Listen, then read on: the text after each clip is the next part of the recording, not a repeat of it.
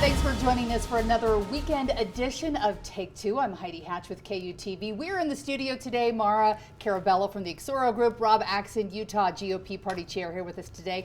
Thanks so much for hanging out on a Friday. Yeah, we're fancy today. Look at us on a studio. A lot of blue. We're in a nice studio, blue backdrop. We all got the coordinating memo.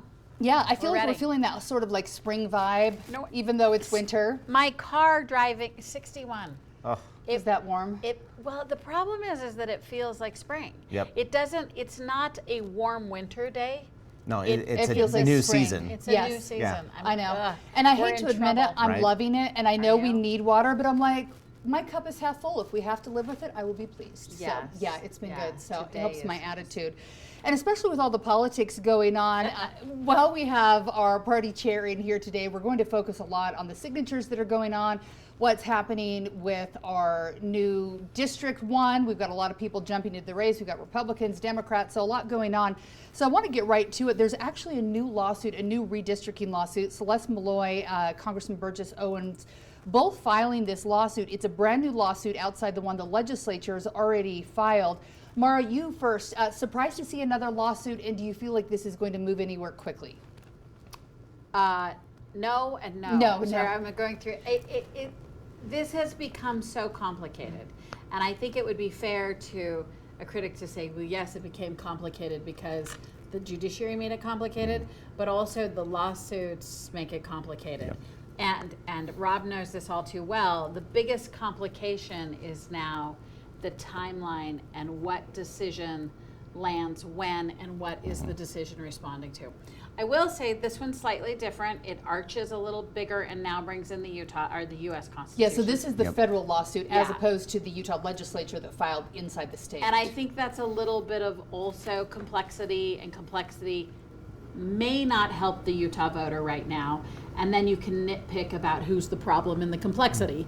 But I don't think the voters are helped by more lawsuits. Having said that, I'm not trying to take away anyone's right to sue. The interesting part about this, it's the American way. We sue. Is that it is federal.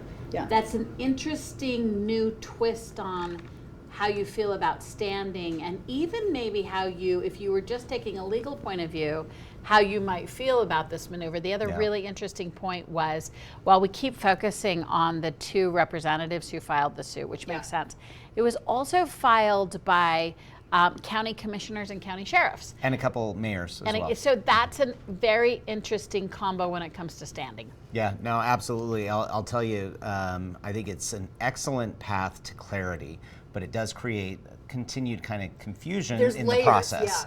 And as Maura mentioned, it adds this federal aspect to it, and it adds just some questions. But here's where I think it gets us to clarity, is ultimately the questions that the state Supreme Court have been answering and will continue to have to engage on still can be trumped and superseded by what the federal judiciary says. And there are core questions about this redistricting process that we need to get to that engage not just our state constitution, Article 9, but also our federal constitution. So I think this may be a process that gets us there more quickly, but in the meantime, it adds some complexity. And for me, it lacks that, because I still believe that what the state judiciary, the state Supreme Court ruled on was in fact not the fundamental ask of the role of the legislature. It was the fundamental ask of what the role of citizens were. So if you're just thinking of the legislature, so this again is interestingly point of view, like over and over, sort of like which seat are you at in whether it provides clarity or not. Is there anything to be read into who actually filed this? Because we have 4 representatives in the U.S. House. Only 2 of them signed on to this. We know that behind the scenes there's some jockeying to positions of who might be running in what district. Is there anything to be read into the fact that this was Congressman Burgess Owens and Celeste Maloy that signed on to this? I don't believe so, and here's why. You really just need one voice that represents that perspective to have standing and to add that to the equation. I think it's more meaningful that you had a couple from the congressional perspective, and then, as was mentioned, we have a handful of county commissioners, a couple of mayors, a couple of county sheriffs. So you have a good kind of representation there. I know that there's other ways that members of Congress have been engaged in trying to get clarity around this issue, so they didn't all have to be included on this. So here's though an interesting thing. Somebody asked me this question, and I was so embarrassed that I didn't know the answer. So I'm like, oh, well, I'll share my embarrassment. They were talking about Ben McAdams. It was a conversation about all the Democrats running for, I'm going to say District 1. Which is like a dozen at this point. Yeah. So that was the conversation. And then this person pivoted and said, yeah, and whose district is it and who would he be running against? And it was like, I don't think we know. I don't think. Yeah. That is, so it's just such an interesting thing because also no Republican, I'm sort of for this strategy, no Republican has yet claimed that that's their district. Correct. Which of makes the sense. Incumbents. Right, and because who would want to of the say Republicans? the new district, right? Yeah. They can tell you where they serve now. Yep. So it becomes interesting as the season, the political season, starts to roll further and further along. By now, the two parties would be aligning what they're going to do, and they are to some degree because the parties have some paths on messaging. But other camps would be aligning. All the usual sorting through isn't happening right now. Nope. It's an interesting question about whether that's an advantage for Ben McAdams, as if one makes the presumption that he's the front runner. He has the among most money the in the Democrats. bank, which is certainly helpful. And Democrats are having to spend money right now, and it all might be money that's for naught if this ends up switching in the courts. And I have to mention, too, that the Utah legislature has asked the Utah Supreme Court to stay the redistricting ruling. The Utah County Clerk's now asking to join the case as well. So we have these layers going on. And we know that the state pushed back in the legislature the deadline for candidates to get into the race into March. But do the courts have to abide by this, or can they say, I'm not going to get done by March and I'm going to keep thinking about this? Well, they'll definitely keep thinking about it should they need to, and they can force the dates to change, but that tends to be a far higher bar to cross. Yeah. So usually what will happen is you have your time frame within the kind of the political calendar that has been extended by action of the state legislature. That gives you an effective time for the courts to intervene and to make decisions.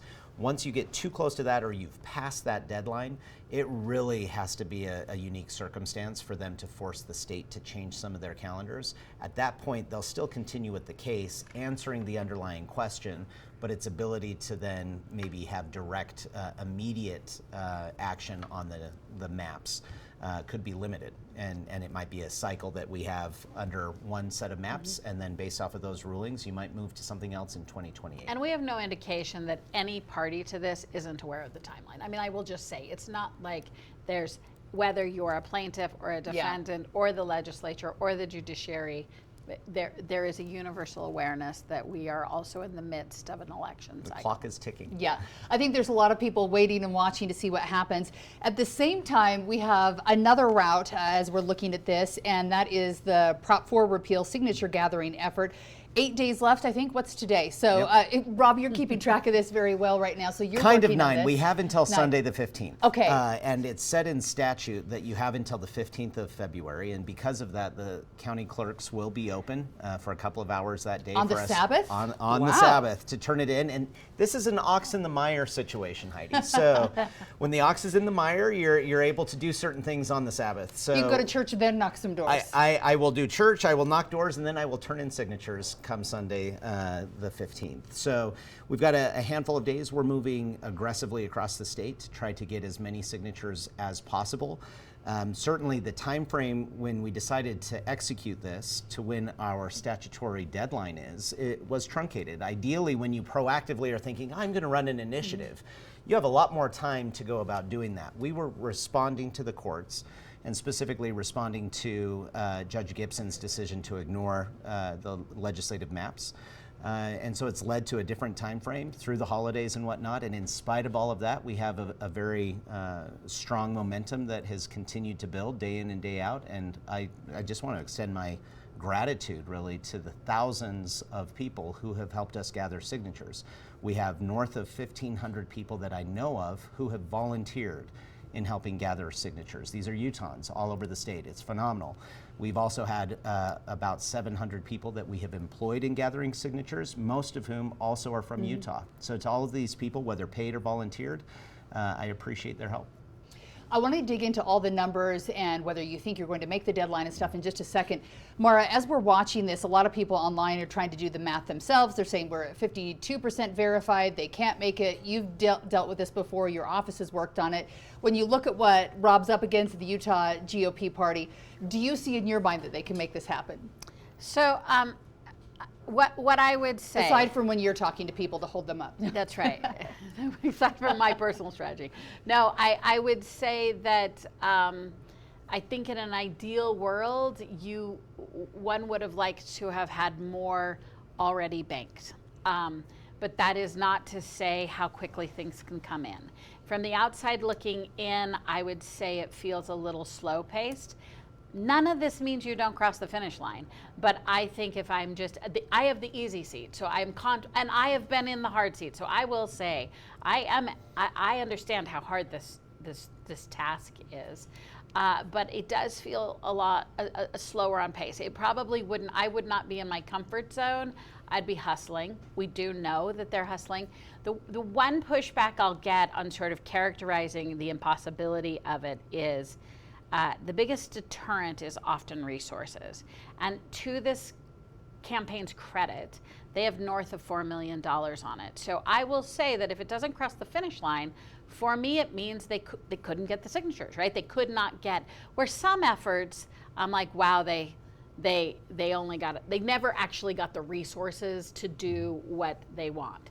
And a lot of efforts probably in many instances likely should fail because they couldn't gather the resources. Yep. In this instance, because there is a clean partisanship to it, because there's a nexus between a political donor and the effort, they've been able to attract political donors. So resources aren't the problem. So if the voters have said no, it's not because they didn't have a chance to hear about it. All right. So while you're hearing her say that right now, you've got a lot of money. Are you using the money wisely? What's happening right now? Yeah, no, I'll tell you, Maura's exactly right. When you don't have the resources, it becomes very difficult to bring your message and to bring the question you're trying to give to the people of Utah to Utahns. You can't do it. You need to have the ability to execute. So very grateful that we have had many donors who have stepped up and people who have assisted in that process. Whether is the money from inside or outside the state, or all of the above? Both. Yeah, we've had donors and support from across the country, and a lot of support, of course, here in Utah.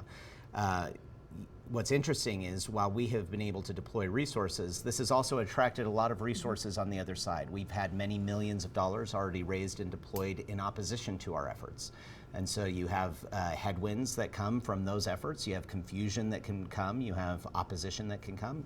It's part of the process. I respect anybody that wants to engage in the process. Obviously, I prefer when people want to do it in a more productive, though contentious manner, but you don't have to. Well, contentious is even the wrong word. Engage in a way that you are energetic about your opinion and perspective, but it doesn't need to be contentious. But I'll tell you the other piece that is at play here is people are looking at these published numbers. And the reality is those numbers have a substantial lag to them. The way that it happens, unlike a nominating petition, with these initiative petitions, they are counted at the county level. So you're turning into 29 separate counties. Once you turn in a packet of signatures, they have 21 days to go through and to validate all of those signatures. And so what happens is they have a lag. Sometimes that lag seems to extend even close to that limit. And then once you hit that validation date, I think it appears to be like 3 or so days before it then is reported to the LG's office. So you have this substantial lag. I'll tell you, beyond the numbers that are reported, there have been tens of thousands of signatures turned in. I have tens of thousands of signatures in my possession. We have tens of thousands of signatures being gathered right now. I am confident that we will be in a place that showcases that a substantial number of Utahns are very concerned about what is happening and are eager to let Utahns decide by putting it back on the ballot. Here's the tell, though, I am going to call you on. For the last 2 cycles that I've done initiatives, there's software that compensates for that. So back in the olden days, the first time I did a ballot measure was 25 years ago, and we didn't know. You turned it in, and your whole strategy around when you turned it in was because you would old-fashioned, you'd look up the voter file, and you'd be like, okay, I can see Heidi, and you would just hope for the best. Yeah. Last 2 cycles I've worked on, my counts are usually better than their counts. Now, even when you fudge in the discretionary amount of the judging, which actually you have the right to sort of petition and challenge those. Yep. I've never done a signature gathering campaign in the last 2 cycles where I wasn't real time with the clerk's office. So I will say I am not I am not ready to call whether they make it or not, but I do find it unusual that they are not broadcasting their numbers. They as in the clerk's office, or they No, as they in as Rob? in the campaign. Hey, this may be a factor, Maura. This is my very first Do you wanna throw us initiative a that I name have out ever there? engaged in. So Yeah, all so I have maybe to it go is off like, of maybe it's is the fact this a is the tactic first time that I'm not doing. reading it. Yeah. So do you want to give us a number that you think you're at? Yeah, I know the number I'm at as of 2 days ago, and I'll tell you I'm at a very good spot. I'm comfortable with the spot that I'm at in the sense of what is in my control. Are we moving in the right direction? Yes, but I also believe the only thing that is in my control ultimately is to run through the finish line. We have to get every signature possible. We have to engage and invite every Utahn possible. We're going to continue to do that clear through the 15th and look forward to turning in all those signatures, and then we'll see how quickly they're reported. There's been a lot of drama surrounding this too that I have to bring up. There's been people who said that they were out there gathering signatures, they were assaulted, their packets were ripped up. Other people are saying the signature gatherers lied to me, I didn't know what I was signing. There's a lot going on. Also, the Utah County Clerk, Aaron Davidson, a Republican, saying that while he supports the effort, he believes there's been some problems. He says he's had about 500 signatures that have come up with questions. He thinks 300 have been forgeries. What can you tell us about this? Do you have a couple bad apples out there, or what's happening? Oh, absolutely. There's always going to be a couple of bad apples. I'll start first with the example brought up from the clerk down in Utah County. So the context that has been missed in the reporting around that is the fact that we have been cooperating with him the entire time. We had a couple of instances, one that he noticed. We quickly identified that there might be some questions there, and there were a couple of people associated with that one individual. We flagged it for the clerk. So it wasn't a surprise that this came out. We've been participating in and identifying those individuals that were responsible. It looks like there's an investigation, and I have always said, I don't want a single fraudulent action engaged in our process, and there's no room for anything except for to hold them accountable.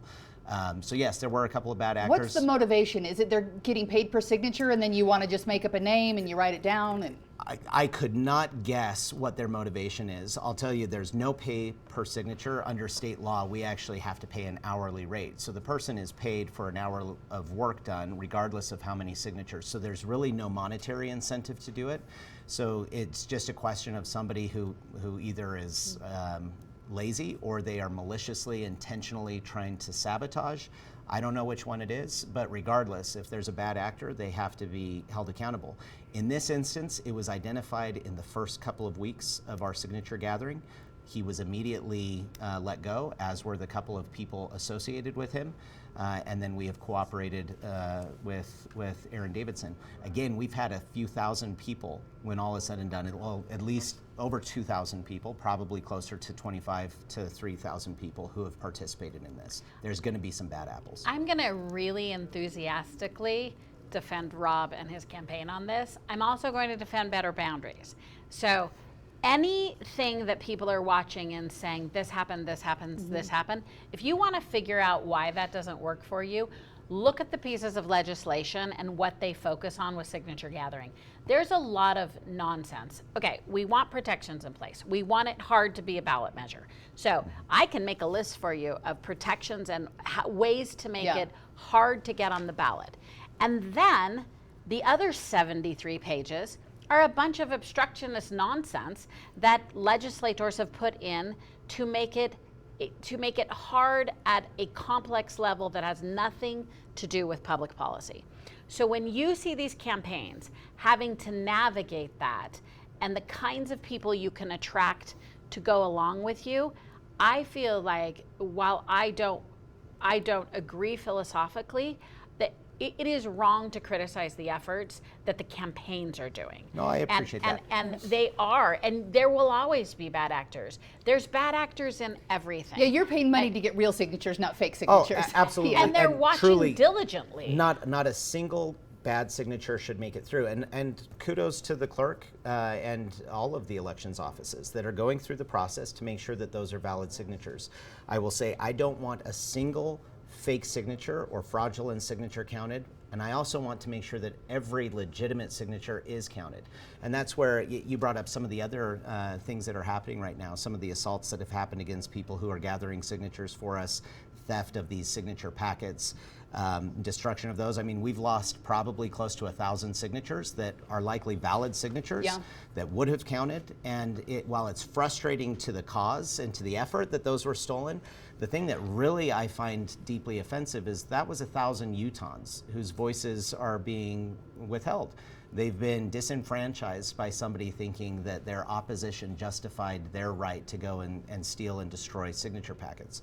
It's gross, not to mention the assaults. And you can't go repeat those. And to go back to the larger issue, though, I think it's wrong to hold either of these campaigns as though it is their responsibility. These are bad actors. Bad actors. And I am exhausted by the fact that we're getting traction on saying that every one of our systems is wrong, when I'm like, no, the bad people are wrong.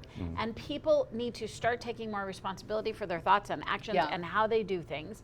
But I think both Better Boundaries and the GOP effort have really been sincere about controlling what they can control and policing what they can police. And I think these campaigns have been by the book. I do continually criticize the non-serious part of our legislation, and we blew the doors past the serious parts. There are serious checks and balance that you should put in place as someone who wants to restrict, and then there are non-serious parts, and frankly, there is a slight bit of glee that a Republican has to go through the non-serious parts because they're so exhausting. Well, and I'm not completely gray yet, so this is good. You go through a process, a few more gray hairs, and it's going to be good. But I will defend both campaigns that I'm like, no, this is not a problem with nefarious campaigns. This is some bad people who are in corporations and every other system. There are some yeses. Be grown-ups. And I would say to the people who feel like they've been tricked, as adults, we have responsibility to look at what we're signing. Amen. Don't sign it if you don't understand. Go home, Google it. There's places you can go. I know if you have questions and you meet someone out there signature gathering, you guys have a whole list of places people can join up with you if you want to go home and make sure you know what you're signing. Whole list to do that. And what I would point out to anybody who has yet to sign the signature packet, when they see it, if they want to sign it, literally, there is a cover page that says exactly what it does. On each page at the top, it once again says what it does before you sign. At the bottom, it gives some additional information. And on the back of the packet, it has the actual language. In our case, we're not passing any new language or proposing language. It's a strike through of Proposition 4. So it has a number of pages, and it's just literally lines that are struck through. All of which are very consistent because it's a requirement of law. They're not making the choice. They're showing you this. We have to print what literally is given to us by the elections office. So and I've seen it with my own eyes. Yeah, that's why I don't buy like I was lied to. I'm like, well, then y'all are dumb, and you should have read a little bit. Plus, shout out to the 3 people who have tried to get me to sign, which as you have 3 so far. I've only seen one in the wild. I feel good about my 3. I've got a packet after here. Let's make it 4. Let's do it, because here's what Heidi already knows. I will hang out with your signature gatherers as long as they will let me. Oh, I don't doubt it. Maura just like that's has a nice training exercise. She's like, oh, how many kids do you have? Let me see your grandkids. But I will say, one of the things that's been consistent is, by and large, I think they're giving the pitch. Like, they're selling the pitch, but that's what they're supposed to do. And I'm like, I've been pleasantly surprised that by and large, I'm like, okay, I'll buy that that's a pitch. And it is on me to read. The other thing, and I want to be clear on my position of don't sign. But the other distinction in the process. Maura's like, please listen to me. Don't do it. But now I'm going to advocate for it. But like, don't. But one of the things that I think is important for us to remember is you're signing to put it on the ballot to have a public discussion. Correct. So when people say, you know, I didn't mean to, I think that the repeal is also a really important part of the process. I think if you unintentionally sign something, you should think about it. I think your signature matters. But I also want to point out that it isn't the final vote. You still have another chance. Yeah, it's going to go to the November election. Well, and that's a key thing. And this is where I think it's interesting. Back in 2018, when Better Boundaries wanted to put Proposition 4 on the ballot, a big part of their message was that very thing. Let's give it to the people of Utah to make that decision. They were right in saying that then, and I'm right in saying the same thing now. I believe that we should put it on the ballot, give it to the people of Utah. We'll have about 10 months to dive deep into this as Utahns to really decide, what do we want? And it's not just a question of what was the intention of Proposition 4 in 2018. We now have the ability to see, well, what have been the unintended consequences, good or bad, that have come from Proposition 4, and then Utahns get to decide. Ultimately, I am confident that we're going to get it onto the ballot, and I am also confident that the people of Utah will vote in the way that I hope that they will vote, but I'll tell you, if they don't, I respect that outcome. That's our process. I don't want to skip the part, though, where I say it's also equally your right to say, I don't think this is worthy of a public discussion. But again, I've always been pro-initiative, and I'm not going to stop being pro-initiative just because I don't agree with the initiative. Yeah. I'm going to exercise all of my prerogatives, but I am always going to say, oh no, I'm not going to indict a campaign that I actually think is following the rules and trying their hardest. And this is the cool part about the process is we can disagree, but I am so tired of, I don't support this just because Rob's doing it. I don't think that's good process. I think good process is, oh gosh, let's duke it out, but I love that you're exercising the initiative right when you felt like there were undue boundaries in the rest of your options. Yep, absolutely. And I think we've talked about this before, but as a reminder to Utahns that maybe are paying attention to this right now, there have been questions, why are you doing an initiative rather than some other process to get recourse on something you disagree with? And this is a consequence of the court's decisions about 18 months ago. The state Supreme Court has put the initiative authority, and something that came through initiative has a superior kind of respect given to it than that comes through the legislative process, which means if I'm trying to do or undo something that was passed by initiative, I have to do it through another initiative. So that's the only path that we have to raise this question, is through this initiative process. Because initiatives are awesome.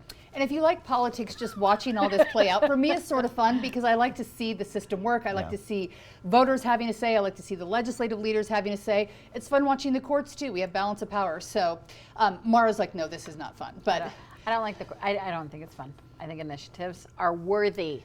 I'm so glad That's our a good Constitution word for it. Yes. allows for them. Well, and real quick, if I can say, so kind of tying back to the court cases as well, in that recent the federal court case that was filed, it is important, I think, as a reminder, if you go to our federal Constitution, it says that there is a guarantee to the states to preserve a Republican form of government. And that's where we have elected representatives who represent us. So that constitutional republic is alive and well, and we need to keep it that way. That's kind of the premise of this entire effort that we're engaged in. It's not that we disagree that the courts have a role. It's not that we disagree that initiatives have a role, but it's this firm belief that representative government matters, and following the constitutional structure and rules matter. But to be clear, many of us don't believe it's threatened. Many of us believe that the Supreme Court of the state of Utah is the one that is protecting this form of government. Rob's counter is, no, I think these actions are threatening it. But to be clear, the pro-con is that I, in fact, believe that in the most clear, measured way, the Supreme Court is protecting the form of government that I believe we have and is important. I think the big piece that we may disagree with, or disagree with one another on this, but I think probably not as much as it may seem, is I disagree with the state Supreme Court's decisions, but I agree and believe and sustain the fact that they have the right to come to conclusions that are not mine, and I respect that. The problem that I had that really kicked all of this off is when a number of Utahns saw one judge, in this case not a Supreme Court judge, who then took their ruling and used it to come to her own conclusions, but when she ignored Article 9 of the state constitution that specifically says that the legislative or the drafting powers of districts, of maps, is the sole authority of the legislature. When she ignored that, that was where it became a step too far. And it wasn't just I disagree with her, but I felt it went from kind of confusion to a place of a constitutional crisis. And that's what motivated me and others to say, we got to push back, and we can disagree, we can do it respectfully according to the process, but ultimately we believe the people need to be a backstop to that. Yeah, and my point of view is that she both considered Article 9 and Section 1, and that she finally expressed the need to stop the abuse of the former section, that she sort of asserted that the legislature was not understanding the first section and articles in our Constitution, which is political powers inherent to the people. And I find their rulings not out of concert with the notion of the role of the map drawing. One thing that's often left out of the discussion is when we say that the judge chose this map. Nope. She could either choose for the defendant or the plaintiff. She did not make a third choice, so she didn't draw her own map. The better recourse, though, if she didn't like the map being put forward that was referred to at the time as Map C, that had been passed through the legislative process after her process. The defendants had the chance, and the defendants made their choice. She was ruling on who best adhered to Prop 4's criteria. And she looked at both and said, I do not believe the defendant. I get that. The legislature said, wait a minute, I don't want to view myself as a defendant in this case. I want to view myself as the origin of map making. And she continues to say, the defendant needed to adhere to the following criteria. This is not a choose your own adventure when you're with the judiciary. And I think the legislature, who is choose your own adventure, and I live in that land and it is what I prefer, I think runs up against the judiciary that says, listen, I am an interpreter and I in fact am the expert on the law. So the audacity of a lay legislator to take umbrage that both the Supreme Court and a justice doesn't understand the law as well as they do.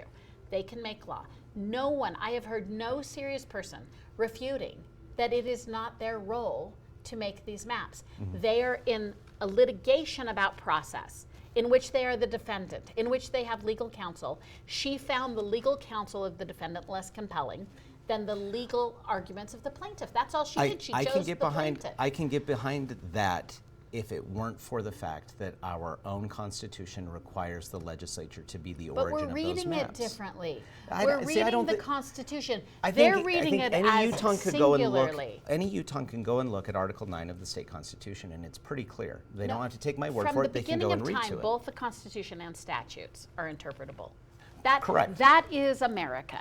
That is the 50 nifty United States, is the interpretation of our Constitution. So the state legislature to assert that it's the one section that it is entirely uninterpretable seems to be a little bit narcissistic in my point of view. I think the core here, though, is the implementation of a statute that was passed by the people. And that is coming up against a constitutional piece. Right, which she's coming to the origin source. And the legislature is now giving you two new friends of the Supreme Court coming up soon to help make decisions. Yeah, two new friends. And that appears as though that will stand. The governor's for it. The governor signed it. About it. Yep, it's in place. And I'm going to make an executive decision because I made promises to get you both out of here quickly today. We have so many other legislative issues, but I'm going to just cross them out and kill them because I know you both have busy schedules. Each a final word before we go. You can tell me more about the signature gathering process or what you're watching at the legislature. Yeah, happy to jump in. The first thing and the biggest thing that I would say is, again, a sense of gratitude to people who care about their system of government. So Utahns all over this state that engage, whether they agree with me or not, I'm grateful that we live in a country that can and should always be done peacefully and respectfully. I'm grateful for the Utahns who have stepped up and helped us in that process. To any Utahn who has not yet had the chance to consider adding their name to this petition, they can go to ufrg.org/calendar. That will tell them exactly locations where they can go and come to us to sign that signature packet. They'll also see people in their neighborhoods giving them the opportunity. So again, ufrg.org. It stands for Utahns for Representative Government. And we look forward to seeing this put on the ballot, and then we'll continue to have the healthy debate over the course of the next year. And for people who are betting against you, if they want to watch the signatures as they come in, they go to the LG's office to see those numbers? Yep, that's a great place to go and look. And then the other final thing, separate from the signature gathering process, we are about not quite to the halfway point of the legislative session.